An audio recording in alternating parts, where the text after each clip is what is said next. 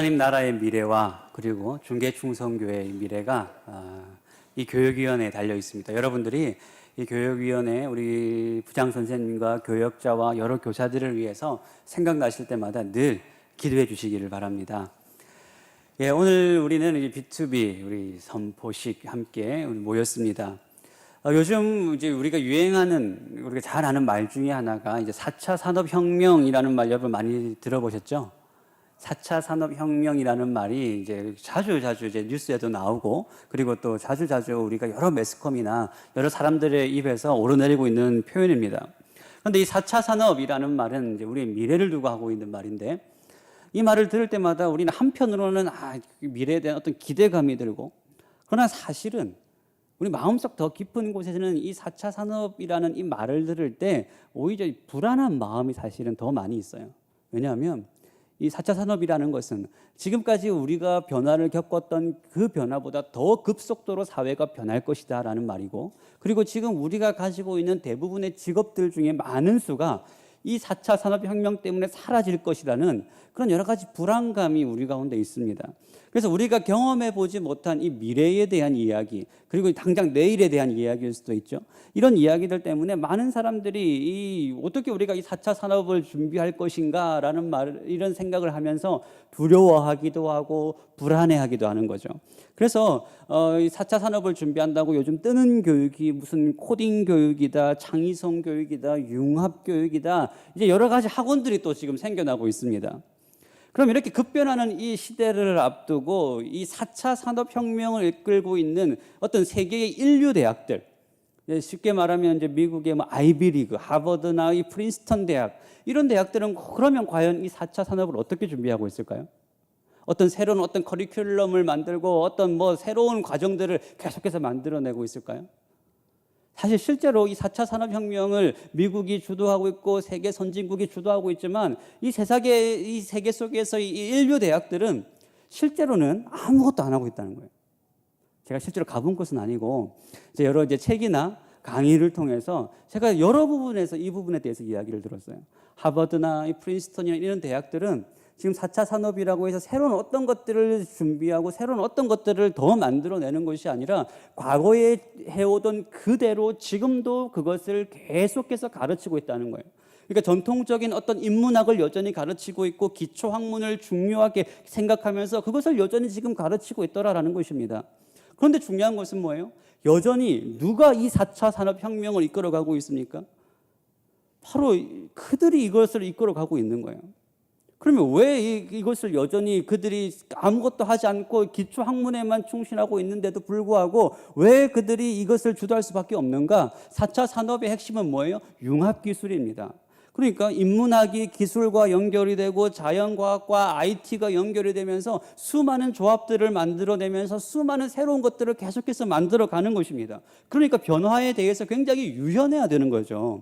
그래서 앞으로 우리가 지금 살아가고 있는 모습, 우리가 누리고 있는 것들이 어떻게 바뀌고 어떻게 융합될지 우리는 아무도 모릅니다.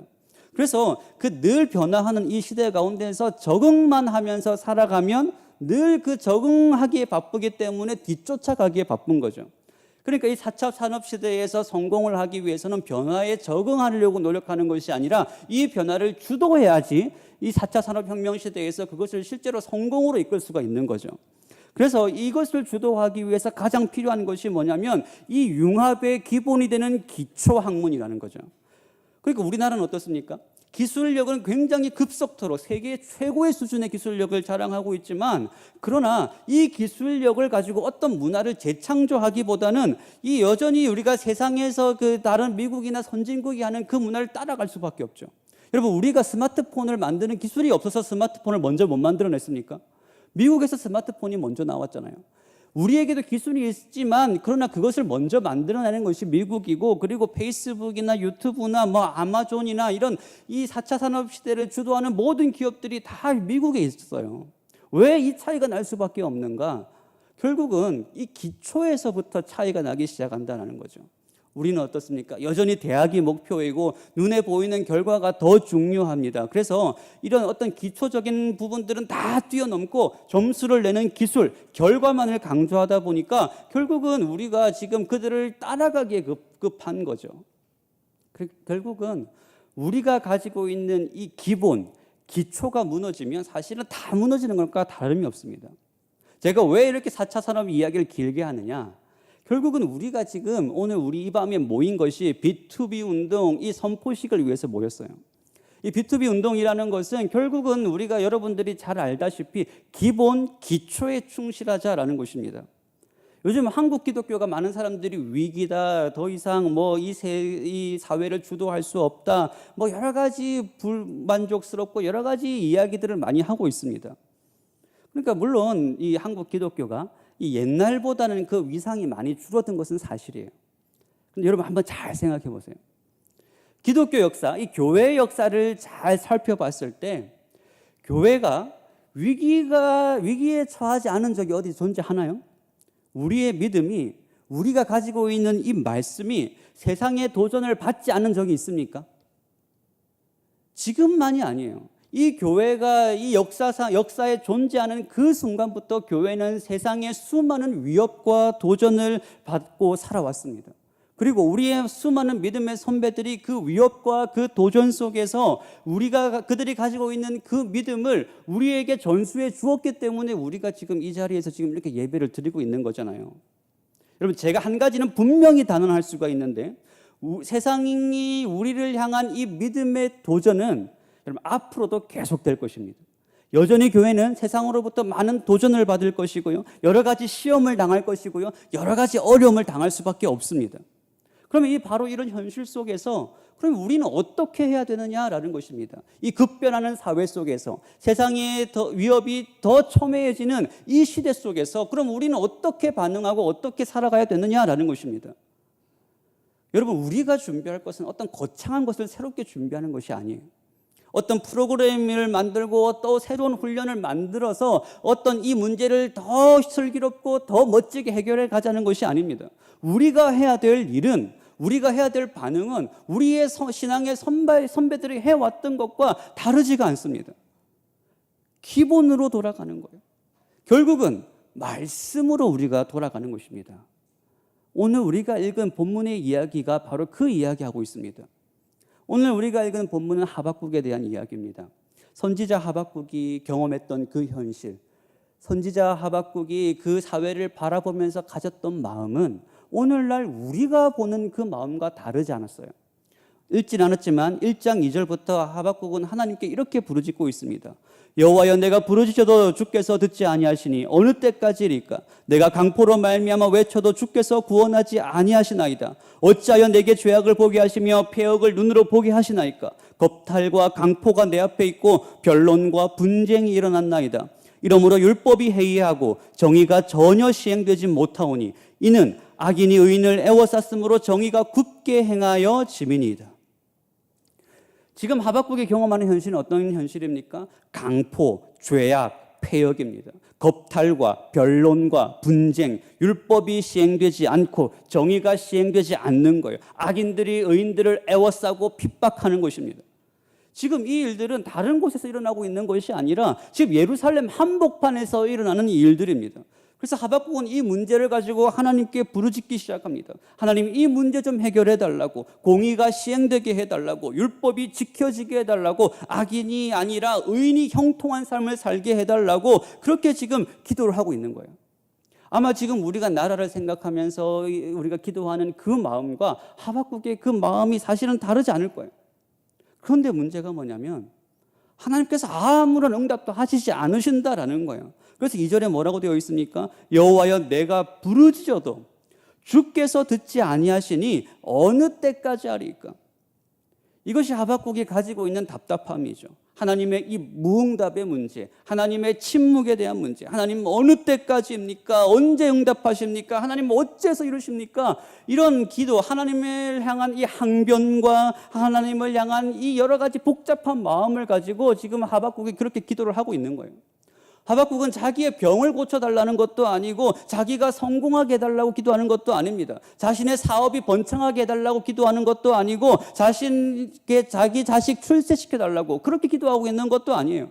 하박국이 구하는 것은 단지 하나님의 하나님 되심이 나타나게 해달라는 것입니다. 하나님의 정의와 율법이 존중되는 사회가 되게 해달라고 지금 하박국이 그렇게 기도하고 있는 거예요. 하나님의 하나님 되심, 하나님께서 이 역사의 주인이시고 이 역사를 다스리고 계신다라는 그 사실이 만천하 가운데 증명되어지고 나타나게 해달라는 굉장히 멋지고 굉장히 의인다운 하나님의 백성다운 이 기도를 하고 있는 거예요. 그런데 문제는 뭐예요? 바로 그 기도가 여전히 응답되지 않는다라는 거예요. 아니, 오히려 더 문제는 더 심각해집니다. 하나님께서 하시는 말씀이 뭐냐면 바벨론을 통하여 이 예루살렘을 심판하시겠다라는 거예요.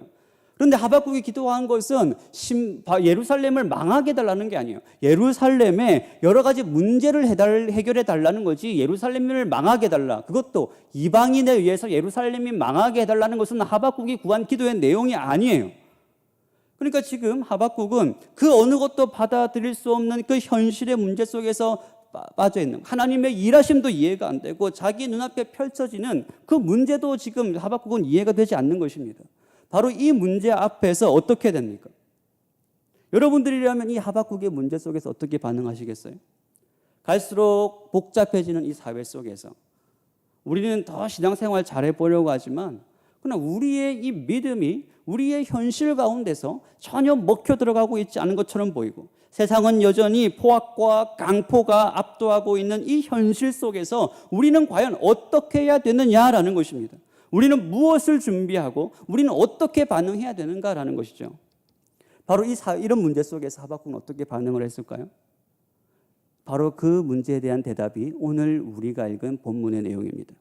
시간이 얼마나 지났는지 우리는 알 수가 없습니다.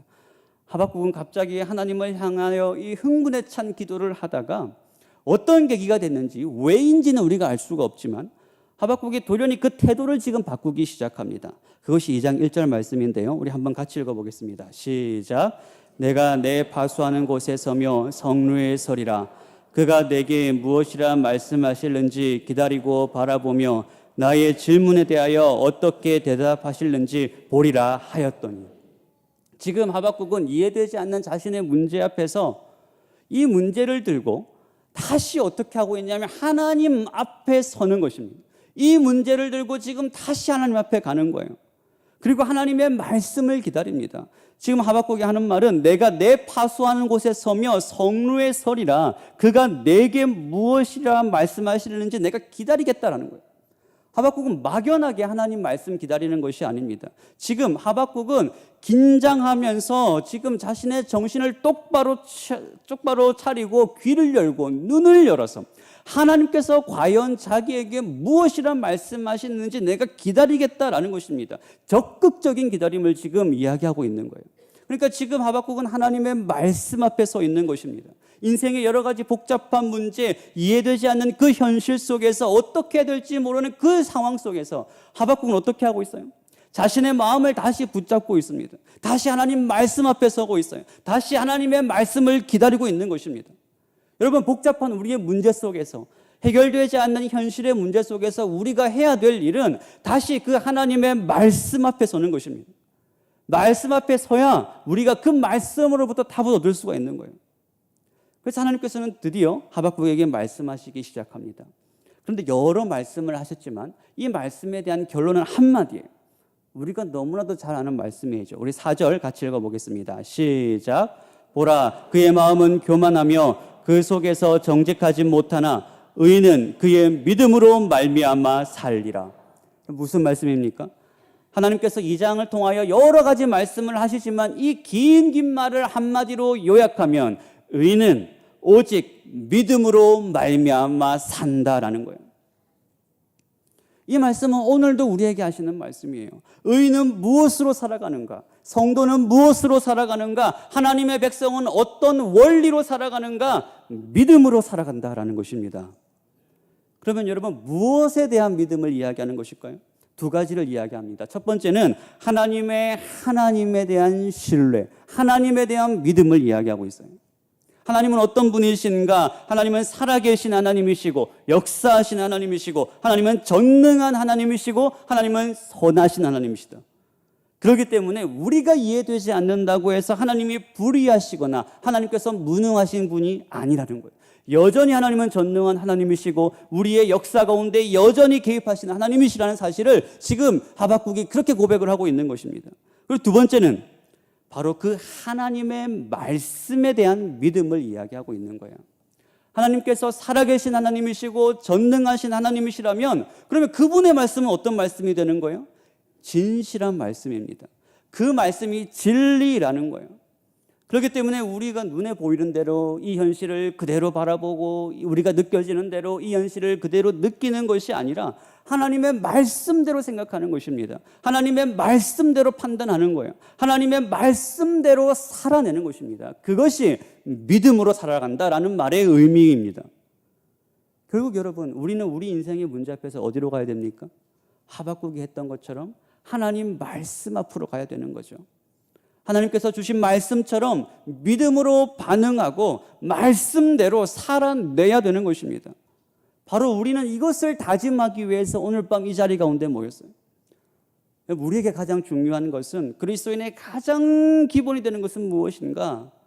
그것은 우리가 어떤 프로그램에 참여하고 어떤 새로운 훈련을 더 멋지게 만들어내고 어떤 미션을 멋지게 수행해내는 것이 아니에요. 우리에게 기본이 되는 것은 무엇인가?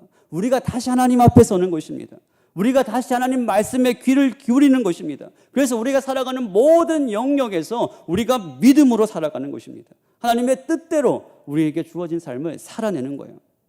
그래서 이 B2B 운동은 두 가지를 이야기합니다. 첫 번째는 back to the basic, 기본으로 돌아가자라는 거예요. 어떤 새로운 것이 아니라 기본으로 돌아가는 거예요. 그러면 여러분, 기본은 뭐죠? 뭐가 기본을 이야기합니까? 기본은 하나님의 말씀입니다. 그렇기 때문에 두 번째로 이야기하고 있는 것이 back to the Bible이에요. back to the basic과 back to the Bible, 이 두 가지는 뗄래야 뗄 수가 없는 거예요. 오늘날 많은 교회들이 어떤 새로운 것을 계속해서 시도하려고 하는데 어떤 새로운 패러다임이 필요하다라고 이야기를 하는데, 여러분, 우리는 어떤 새로운 것을 다시 시작하자는 것이 아닙니다. 우리가 지금 하고자 하는 것은 기본에, 원리에, 원래 근본에, 말씀에 집중하자라는 거예요. 세상 문화 속에서 우리가 답을 찾으려고 하는 것이 아니라 말씀에서 답을 찾는 거예요. 왜냐하면 세상 문화는 끊임없이 변합니다. 지금은 4차 산업혁명을 이야기하지만 이게 지나가면 5차, 6차 어떻게 변할지 몰라요. 그러나 하나님의 말씀은, 이 말씀이 이 세상에 존재하는 그 순간부터 지금까지 단 한 번도 변하지 않는 말씀입니다. 그렇기 때문에 이 말씀이 진리의 말씀인 거예요. 그래서 성경에서는 바르다, 옳다라는 말을 다른 말로 무슨 말이라고 할까요? 성경적이다. 왜냐하면 성경이 진리이고 성경이 우리의 삶의 기준이기 때문에 그렇습니다. 그래서 여러분, 우리의 신앙은 언제나 모든 문제 앞에서 어디로 돌아가야 되는 거예요? 말씀으로 돌아가는 거예요. 지금 우리가 B2B 운동이다라고 하면서 우리는 어떤 멋진 슬로건, 멋진 구호를 외치자라는 것이 아닙니다. 이것을 우리가 시작하자라는 것은 우리가 실제로 그것을 살아내자라는 거예요. 하나님 말씀을 기본으로 해서 그 말씀대로 우리가 살아보자라는 것입니다. 한번 그 말씀대로 우리가 몸부림쳐 보자라는 거예요. 그러기 위해서는 우리가 어떻게 됩니까? 이 말씀을 읽어야 되죠. 말씀만 읽어서는 됩니까? 기도해야 되죠. 말씀과 기도는 우리의 경험과 신앙생활 속에서 뗄래야 뗄 수가 없습니다. 그리고 거기서 머무는 게 아니에요. 우리가 말씀과 기도 가운데 충실하다면 거기서 머무는 것이 아니라 우리의 삶의 현장으로 나가야 되는 것입니다. 그래서 그 현장 속에서 그리스도인답게 우리가 말씀에서 읽은 대로, 기도로 구하는 대로 우리가 한번 살아내자라는 거예요. 하나님께서 우리에게 주신 그 사명에 우리가 순종하면서 살자라는 것입니다. 여러분, 이 시대 속에서, 이 시대의 교회의 문제 속에서 누가 답이 될 수 있을까요? 저는 이 자리에 모인 여러분들이 이 시대의 답이 되기를 주님의 이름으로 축복합니다. 우리 중계충성교회가 이 시대의 답이 되는 교회가 되기를 주님의 이름으로 축복합니다. 그러기 위해서는 우리가 다시 말씀으로 돌아가야 돼요. 다시 기본으로 돌아가야 됩니다. 그래서 오늘 우리는 그것을 다시 한번 다짐하자라는 거예요. 그래서 B2B 운동에 5가지 실천 원리가 있습니다. 5대 강령인데요, 우리가 이것을 다짐하는 마음으로 우리가 하나씩 같이 읽었으면 좋겠습니다. 첫 번째, 한번 같이 읽어보겠습니다. 시작. 예배가 중심이 되는 삶. 우리의 삶의 중심은 예배입니다. 우리의 삶의 우선순위는 예배입니다. 두 번째, 시작. 1년 성경 1독에 힘쓰는 삶, 말씀의 생활하여. 1년의 성경 1독이라는 것은 최소한입니다. 최소한 우리가 1년에 한 번은 말씀을 가까이 하고 읽자라는 거예요. 세 번째입니다. 같이 읽겠습니다. 시작. 정해진 시간에 기도하는 삶, 기도의 습관화입니다. 기도는 누가 해례서 하는 것이 아니라 우리의 삶의 습관이 되어야 되는 거예요. 그래서 우리가 기도의 파수꾼을 하고 있습니다. 그리고 여러 가지 모임 때마다 우리가 기도하고 있는 이유가 바로 여기에 있어요. 기도가 우리의 습관입니다. 네 번째 한번 읽어보겠습니다. 시작. 가정과 교회의 덕을 세우는 삶, 거룩의 일상화입니다. 우리 그리스도인답게 믿음으로 의인의 삶을 세상 가운데 살아가는 것입니다. 5번 마지막으로 읽겠습니다. 시작. 언제 어디서나 복음을 전할 준비가 되어 있는 삶, 우리의 사명입니다. 궁극적으로 하나님 나라 확장, 복음 전도가 우리의 궁극적 이 사명, 이 5가지 5대 강령이 정말 우리의 삶의 원리가 되고 원칙이 되고 이것을 통해서 하나님께서 우리 중계 충성교의 모든 성도들을 통하여 하나님 나라의 영광을 위해 우리를 사용하시는 은혜가 있기를 주님의 이름으로 축복합니다. 함께 기도하겠습니다.